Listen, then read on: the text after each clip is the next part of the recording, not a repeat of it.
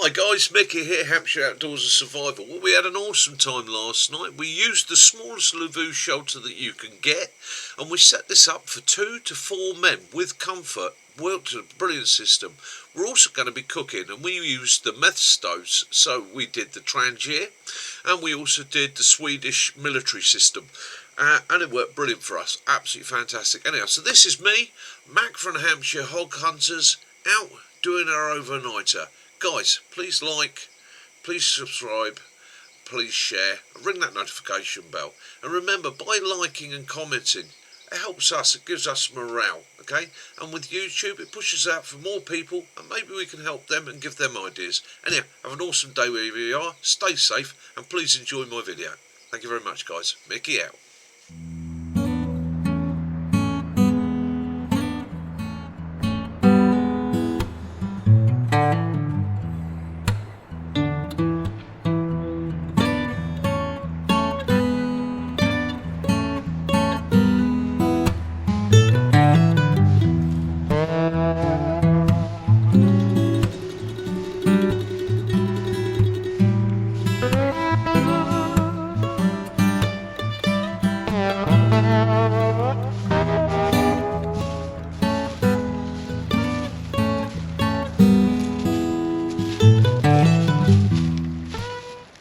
Afternoon guys, Mick here, Hampshire Outdoors and Survival. Well, I hope you're all awesome, hope you're all having a great time. Here we are, welcome to the woods. I'm up here today with Mac from Hampshire Hog Hunters. We're going to do an overnighter, we're going to put up a Lavvu shelter, we're going to use a couple of different cook systems, and we're just going to chill out and relax.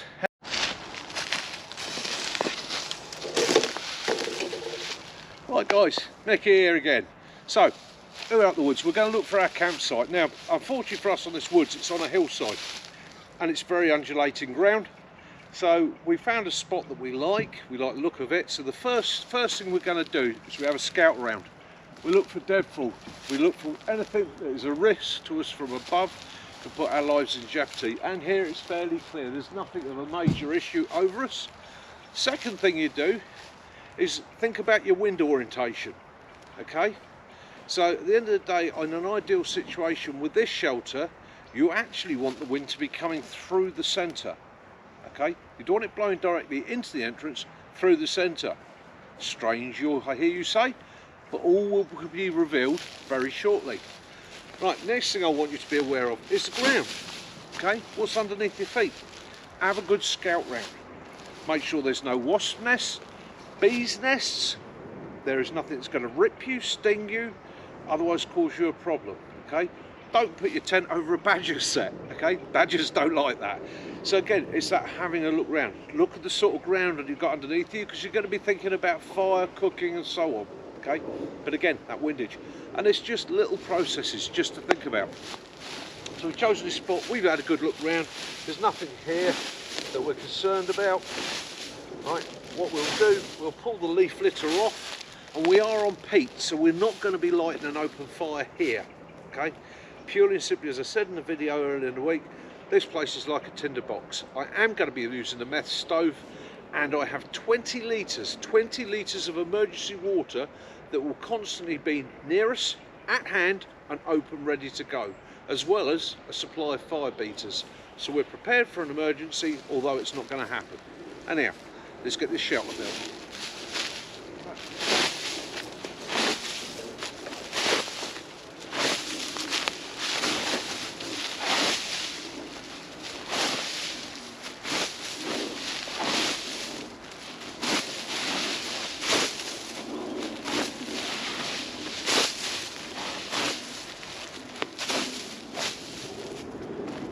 Right, Lavvu time.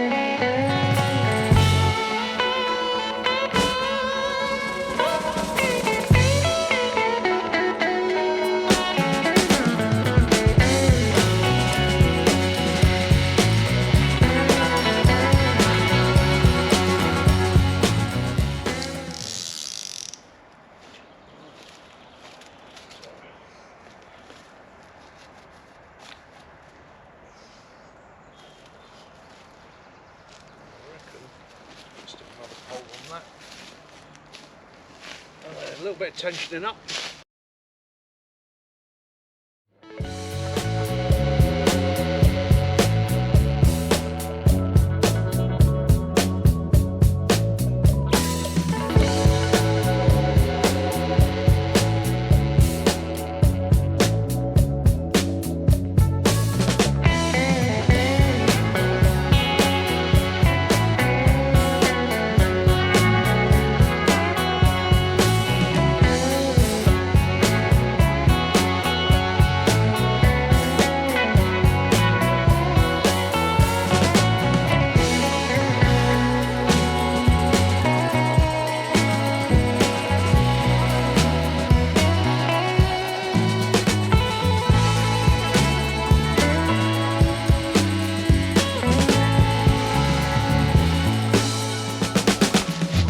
Right guys, let's get this camera going.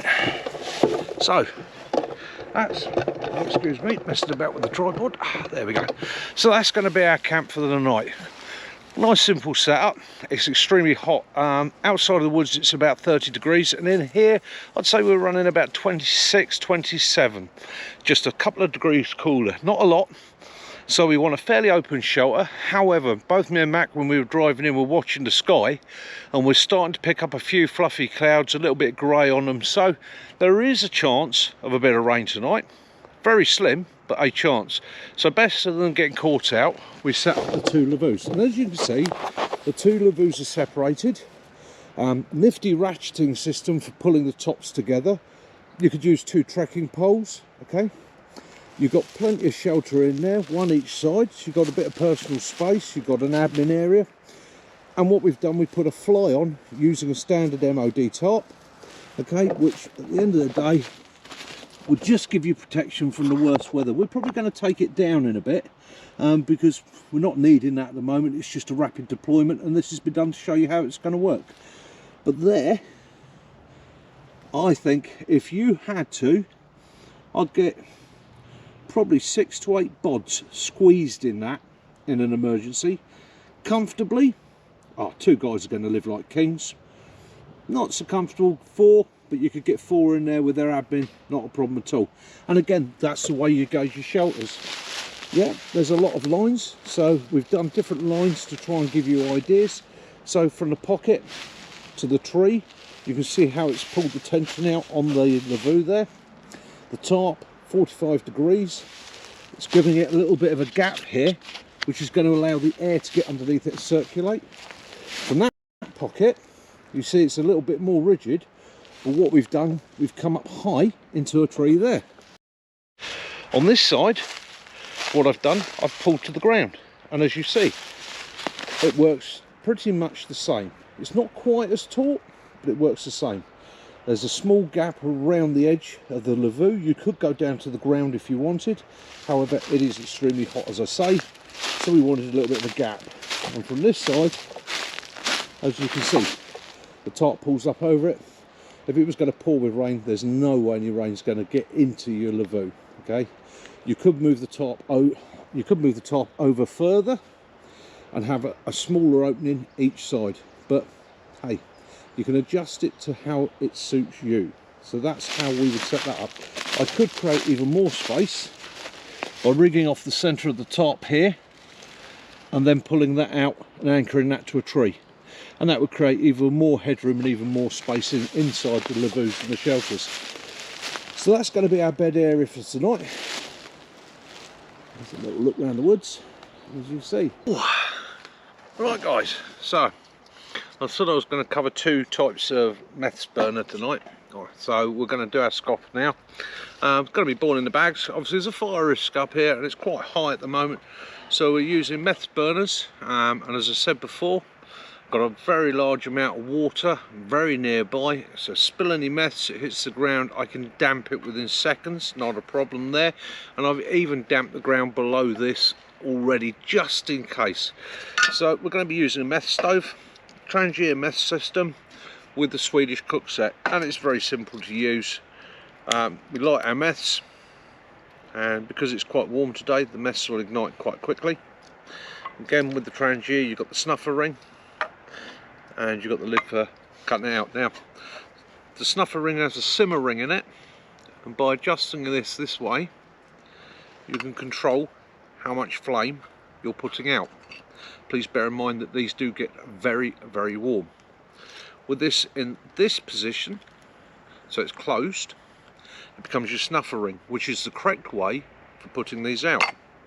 As simple as that. Okay, starts it with oxygen, puts it out. You also have a lid, but inside this lid there's a rubber seal. Please do not ever put the rubber seal on this when it's hot. And the reason being, there is a ring where the seal meets. There's a ring with a series of holes in it. As the meth heats up in the sidewalls of the stove, it vaporizes, becomes under pressure, and jets through those holes. If you block those holes, the meth stove doesn't work very well. You'll damage the seal on that, and your Trangia will leak. So again, we should light this back up,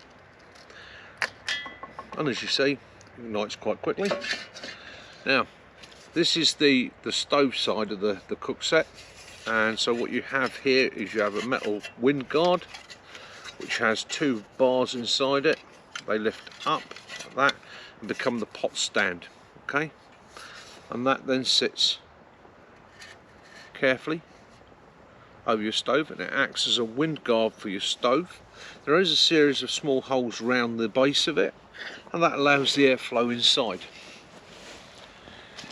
The actual cook set itself consists of a pot and a lid. Okay, and all you do is place your pot into your cook stand, and so hopefully you can see there the meth burner's underneath. It's working quite nicely. I have a pot there with water. I have a lid. I can place the lid on, allow the water to come to a boil a bit quicker. Okay, I'm going to let that sit for a minute or two, let that start to come up to temperature. I'm going to leave the camera running. In actual fact, no, I'm not. Let's do this the old-fashioned way. It's cheap. I'm going to take our boil in the bags. Okay, same rule, always for boil in the bags. Knock the scoff down to the bottom, fold it, slide it into your stove. I like to fold mine over, and I can get 2 in here with no problem at all.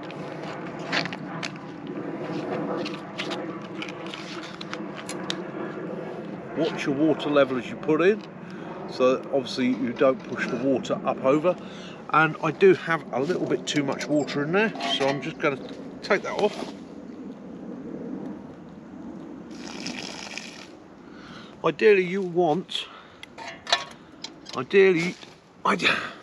in the shot, ideally you want the pot about 2/3 full of water. Gives room for the water to expand and bubble. Put my lid on, let that sit. Right, and the lid isn't on tight, so it can vent, because you're going to create steam in there. And I keep coming back to this, pressurized containers. Okay, anytime you put a lid on something you're boiling, you want that lid to be able to bubble off, bounce off, fall off. These can be a bit of a tight fit. Okay, and the last thing you want is pressure building in there, because it's stuck, and it will, sod's law, the minute you lean over it or somebody else leans over it, it'll pop off like that and blow steam in their face. They get burnt. Okay, so just be a little bit wary of that. And that is the Swedish cook stove. It is simple, it's reliable. It was called the dirty can for years because it is I say a dirty system. It's a system that gets sooty. Okay, again, with all these systems, as I've said before, very rarely you will see me cooking food in a mess tin or in one of these billy cans, because they're a sod to clean out.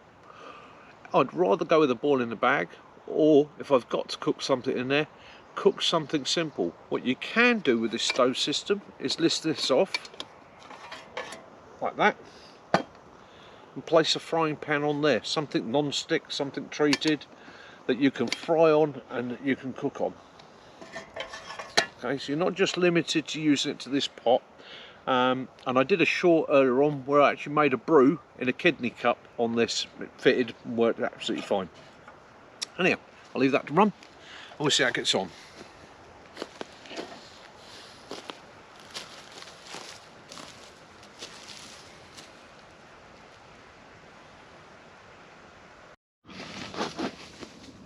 Start again, Mickey. Okay, and when you're packing this away, the internal legs fold down nicely. Your meth stove, once it's cooled, you put the lid on it. That goes inside your cook set. Your cook set packs away in a set manner, okay? So this has a little nodule there. Put the bail handle to the back, put your lid on, the lid comes down and the handle clips over here. That then drops down inside the cooker. Okay, makes a nice, neat, convenient pack away kit, and that will, ideal place for that, to be honest with you, is a respirator bag. Okay, a respirator bag, one of these. Yeah, you get your scoff in there as well. You get a spare bottle of meths. Okay, and again, to boil that, I used half a stove of meths. Okay, which isn't too bad at all. Probably equates to about an egg cup full. Okay, so a good egg cup full is how much I used. So if you take it, you can buy meths in 2-litre bottles. You decant it into a 500ml bottle. That'll do me for a weekend. 2 of us out here, not a problem at all. And the other nice thing with this system is you're boiling water, you're cooking your scoff, use your water afterwards. You can make a brew, you can wash up, clean yourself up, whatever you need it for. Don't waste that hot water. Okay, right, let's get on to the civilian Trangia stove. Let's see how that compares.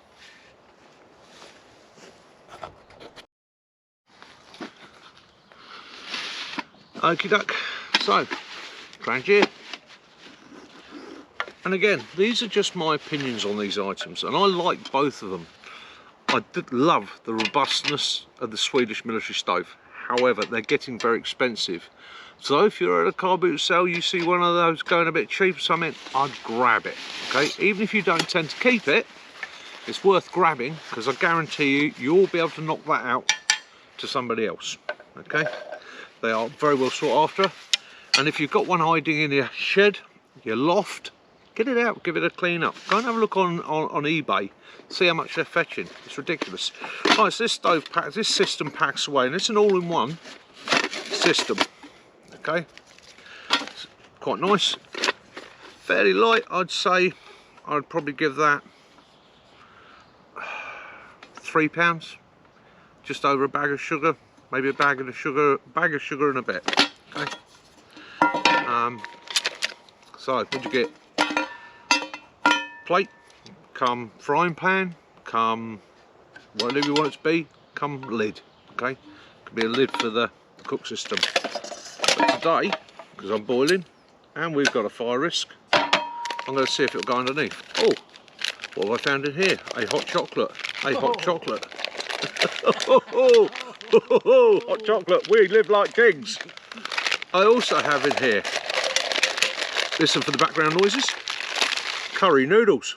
Okay, simple. There's 2 packs of curry noodles inside the cook system, 2 hot chocolates. It works. Okay, and a bottle of Tabasco sauce. A little bottle of Tabasco sauce. You get a thumbs up from the ex-para. Gotta have a little bottle of Tabasco sauce. Okay, so there we go. So you've got a lid. We'll lift the system out. 2 bowls, aluminium bowls, and do excuse mine for being a bit marked. They have seen a fair bit of use. And being aluminium, you boil water in there, it does mark it. It's not dirty, it is literally just staining from the minerals in the water. Okay, so it's not going to work. This is the base of your stove. Okay, quite simple. You can see you've got airflow there, airflow here, that's the base, and this is the actual cooking surface of your stove. Okay, hopefully you can all see that. I'm just going to check the camera. Yeah, I think you can all see that. So it goes together pretty easily. That has cutouts in it, and it just twists. Okay, and it's locked together. You have these pull-outs here, which are adjusters for using different size cooking implements. So if you're frying, your frying pan can go on there. Knock them inside. You can put a bowl in there, a kettle, and so on. Quite a simple system, really well thought out, been around for donkey's years, works very, very well. And it's a very good system if you're in high winds or if you're in bad conditions, okay? Because this protects the stove itself. Now, what I'm going to do, I'm going to take that off, and I don't advise doing it this way. I will always advise setting this up and putting the meth stove in there, then go lifting from there, because once you've opened your meth stove,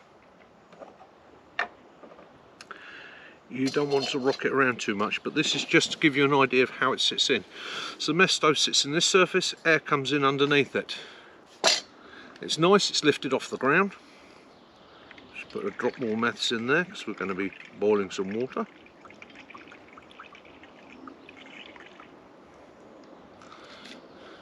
Again, these are great bottles if you're going to use meth stoves. If you're going to go to the trouble of spending money to buy a Trangia or a meth stove, spend the money to buy the correct bottle. It's brilliant, it's safe, everybody knows what's in it. If you have an accident, everybody knows what's in it. It's kid proof. Okay, nobody's going to swig it thinking it's your lemonade or whatever. Okay, it's a good system, and it's safe to use. Hey, kidak. So, cigarette lighter, meth stove, cigarette lighter. It's a bit like a Tommy Cooper story, isn't it? So, light our meths. Hopefully you can just about see the flame there. Now, you wouldn't do it this way around. I'm doing it just for the demonstration. I wanted you to see the meth stove on this and working. What I can do, use a snuffer, snuff it out. Okay. And then very carefully, and this is the reason I wouldn't set it up this way. I would actually put this on, then put my meth stove inside. But again, it makes it a little bit harder for you to see. Meth stove's inside, surface is in and secure, light meths, and then select suitable pan for what you want to cook. Now, obviously that's going to fall through.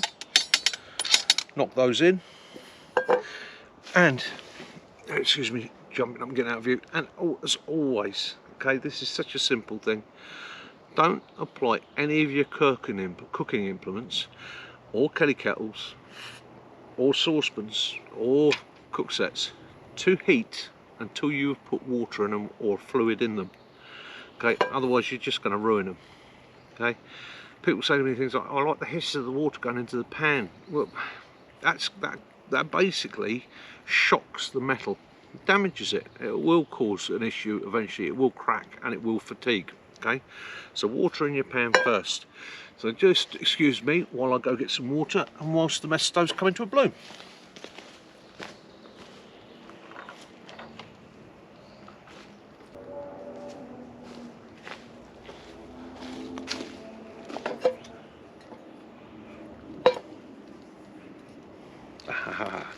Yeah, there we had the problem. Oh, I'm going to burn my fingers. Oh no, they thought of that. Nice little pot lifter. And that pot lifter for the Trangia, believe it or not, I quite often hook that out of this set and take it away with other bits of kit because it's brilliant. It's just a simple design, it's a pot lifter. Yeah, it's worth having with you. So we place that in there. Now, it's not quite as big as the Swedish cook stove or cook set. Bit of one boil in the bag in there. No, won't get two. Okay, you'll get one boil in the bag in there. Now, just a question, and I've just realised and wondered, could I use the Swedish cook pan or cook set in there? I don't know because I've never tried. Will it fit in there? No, not going to go. If I put a grill across the top of that, it would, most definitely. What you can also do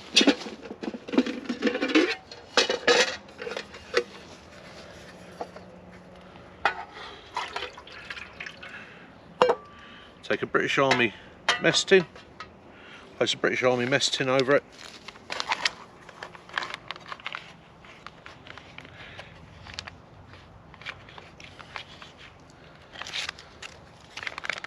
At which point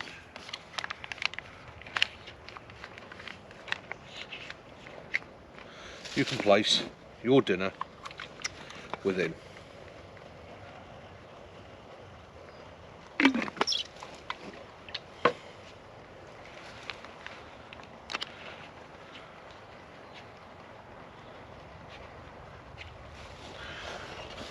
I should come back into shot, which is how we're going to cook our dinner tonight, because there's 2 of us. So, hopefully, and that won't need long now because it's already had a bit of a heat on the Swedish stove, on the Swedish cook set. We'll place that there. So that's a civilian Trangia now, and as you can see, that's working very, or more than adequately with that mess tin. Okay, that will come to a simmer quite quickly. It's a large area. If I put one of these bowls in there as well, and if you're cooking in one of these bowls, it cooks fairly quickly because it traps all the heat around the bowl. Okay, we'll get going. It stonks along. Frying, it can be a bit vicious. If you go back and look at my Stonehenge video, I used this system on the tailgate of my car, and I did myself steak. I was going to do steak mash and rest it, but once I cooked the steak and looked at the size of it, I realised that that was going to be a steak and steak dinner. But I cooked steak, mushrooms, onions and that on that system there, and it worked really well.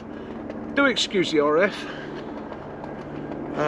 They obviously haven't had the memo, so they're up there buzzing around. Yeah, go away. That's it. Yeah, they're clearing off out of it. There we go. So this is the civilian Trangia system. Do I prefer this or the military? So much of a much. They've both got their pros and their cons. The military is a little bit more compact and a little bit more robust. This is aluminium, could be crushed quite easily. The Swedish one is aluminium as well, but it's just a little bit thicker, so it's made for military use, quite robust. If I was doing say vehicle camp, where I've got the ability to carry plenty of facilities with me, this is a good system. I can put a grill on this, I can do what I like. Obviously if you're putting a grill on it, you're going to drop fat onto your cooker and things like that, but if I put a grill on it, I can put other containers on it. I've fried on it. I've even got a little oven which we will bring out at a later date. It's an Omnia oven which works with this system, so when I'm brave enough, I might make a cake out in the woods, a bushcraft cake. We might even do some more bannock cooking at a later date. Anyhow, so there you go, civilian Trangia. Do I like it? Yes, I like it a lot. It's a good system. Swedish cook set, do I like it? Hell yes, I like that a lot. Watch for future videos where I'm going to visit such things as the Crusader cook system. Okay, and we will compare that and see how that goes. Anyhow, I don't know about Mac. I'm starting to get a bit peckish. I'm going to get this heated up now, get some scoff, and the last thing you'll want to watch is me shoveling. Okie doke. Catch you in a bit. To keep away and stayed in the more quiet woodlands, the more distant places, because the amount of dog walkers, the amount of people mountain biking, people going out to the campsite. Then we had COVID, and pretty much for 3 years there was hardly anybody in the countryside at all. You know, nobody was going out and doing things because of the restrictions and lockdowns and that. And that, I think, moved a lot of the wildlife, the deer, that into the areas like the parks and things where there weren't the people. The deer have found that that's a better ready source of grass, and as COVID restrictions were released, people came back slowly. And the deer have adapted to that. Because the people came back slowly, they didn't all come back in a rush. There was no Yeah, panic. I suppose they don't see them as any danger, do they? No. And so you've got the deer, things like the deer population is a lot bigger than, well, no, it's always been big, but it's even bigger now. But it's more in contact with the rest of us, with the human race. And so, as a downside for that, I think things like the prevalence of deer ticks and things is going to be higher. I also think that a lot of people that pre-2019 didn't bother going into the countryside. They considered their holiday was going to be in Spain or France. Yeah, I suppose, yeah. They're now all holidaying in the UK, and they're looking to get out. They're looking to do things. People have a drive to get out into the countryside after 3 years of lockdowns. So there's more people becoming exposed to it. I think that's where it's going. Whereas we as kids, living in it, you got a tick, you knew you had to take the tick off straight away, and you knew how to take the tick off. You also knew the areas that were going to have ticks in. You would look at it and go, right, I know there's going to be fucking ticks in the long grass. So you didn't play in the long grass. You would stay in the areas that bit shorter. That's what I'm saying, Mitch. We did. All the time. Man. Yeah, but you're Scottish, you've got different blood. No, it's just weird that we didn't get this problem. And it's obviously a problem up there now, let us say. My cousin just had that problem. But the only time I've had a tick, is on Catrick training area. That's the only time I've ever had a tick. Yeah. And had to remove it myself. Yeah. I've probably had one at some time before and it just fell off, I don't know. Yeah. But as a kid, nah, never a problem. Never, ever, man. Yeah. Ever. Well, that's the thing with ticks, though, isn't it? Life cycle of a tick on a host is usually about 24 hours, and it's not the initial bite and the hanging on that's the issue. It's once they've gorged and they've got to full size, they regurgitate and let go, and it's that regurgitation that's the real risky point. It's just weird. It happens so much. Leeches used to be one for me. Where I grew up was a very damp area. Yeah. And probably in the summer, messing about as a kid, probably once, twice a week, you'd end up with a leech on you, and invariably they were quite small, thin, because you'd spot them, or the other kids would spot them, go, oh, you got a leech, and you were like, yeah, you got one too. But I remember getting one in my wellies, and it's a typical 1970s kid thing, shorts, they're black plastic wellies, and I got one above my ankle, and it must have been on there for hours, because it was only when I got home, took my welly off, this thing that looked like a black sausage was dangling from my leg, that freaked me out a bit. See, I've never had them. Yeah. Weird, isn't it? I've never had them either. And again, you don't notice them when you get them. You don't know. But I tell you, one thing I did find weird. Yeah. All my life, I've been bitten by wasps. God knows how many times as a kid. Yeah. Growing up, God knows. And then I suddenly developed an allergic reaction to them. Yeah? Yeah. I got stung right on the wrist. I was fishing. And it caught me right, just where the bottom of my jumper was. And it got trapped there, stung me. I said, oh, that hurt. Jesus, mate. My biggest concern with wild camping and the stealth camping is when they put themselves in places which could be, and you're a country dad like me, somewhere where somebody's out doing fox management that night, or deer management, or it could be a driven shoot. You could be in a hedge line. You could be spraying the field with chemicals. Yeah, and you're going to get exposed to these things. And the scary thing is, when that person gets shot, gets sprayed, gets poisoned, gets run over. I mean, you and I both know. Yeah. I've gone through the woods in military vehicles on training areas at quite a rare rate of knots, because it's an exercise and we're doing an evasion or whatever. You're confident in the fact that this is a military training area. There should not be anybody here.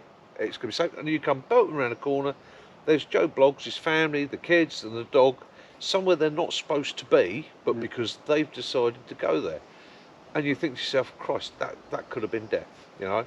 Same thing with being on property that you know nothing about. Fair enough, if you've done your research and you've looked for somewhere safe. That's what I keep saying, right? They keep saying, tell me about, do you know any areas? Do you know, you don't want to be going to areas that other people know about. No. Because they're using them areas. You want to find your own. I'm not, listen, we've done more than enough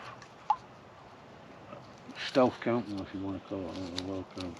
We've done more than enough of that in our lifetimes. Well, we can go, I mean, let's face it, we've not just done stealth camping. Look at the OP work we've done. Look at the specialist security stuff we've done in the past.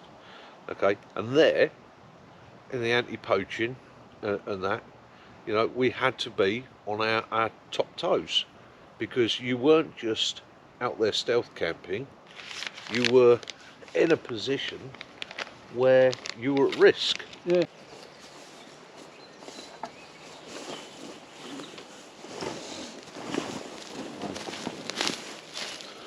Right guys, before we get out of here, I'll just say this much. No traces left. Leave it as you find it, and hope you've enjoyed the video. That's Mitch and Mac, Hampshire Outdoors and Survival and Hampshire Hog Hunters. We're out of here. Catch you later. Right.